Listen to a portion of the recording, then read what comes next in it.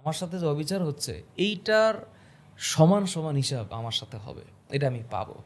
এই চিন্তা করে আমি ডিপ্রেসড হইনি। আমার তখন একটাবার মনে হয়েছিল মার, কত মারবি মার, মারতে থাক। কিন্তু সবচেয়ে আমি মেন্টালি এক জায়গায় গিয়ে উইক হয়ে গেছি। এই মানে উইক বলতে পুলিশ ওরা আমার মায়েরা কিছু করতে পারতো না, কিছুই করতে পারতো না, মানে পিডে আমার কিছু করতে পারতো না। হাড্ডিতে না মাইরা আমি মোটামুটিভাবে স্ট্রং থাকতে পারতাম। একটা বার হচ্ছে গিয়ে এরকম করে এটা উঠাইছে ফোনটা, তখন আমার ওয়াইফ তাসমিয়া আজিম নীলা, ওর আইডিটা বাইরেছে।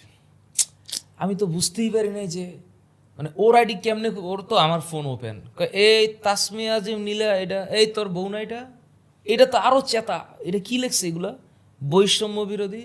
তখন আমার দিকে তাকায় কয়, এই তোর কভার ফটোতে বৈষম্য বিরোধী না, এই বৈষম্য বাংলাদেশে কিসের বৈষম্য রে, আমারে বলতেছে একজন, বাংলাদেশে কিসের বৈষম্য?